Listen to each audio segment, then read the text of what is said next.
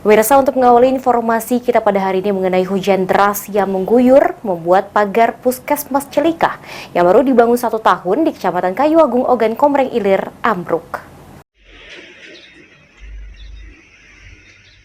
Beginilah kondisi pagar beton Puskesmas Cilikah Kayu Agung Oke yang ambruk saat hujan turun beberapa hari lalu.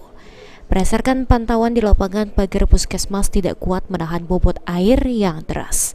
Dari lantai bangunan, pagar tidak ada penahan dari bangunan tersebut, atau diduga bangunan ini minim menggunakan kerangka besi tulang sehingga rapuh dan roboh.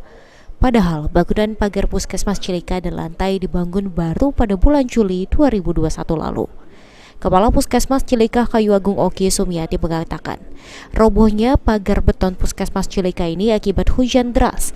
Namun, robohnya pagar beton Puskesmas ini tidak mengganggu aktivitas pelayanan di Puskesmas Cilikah.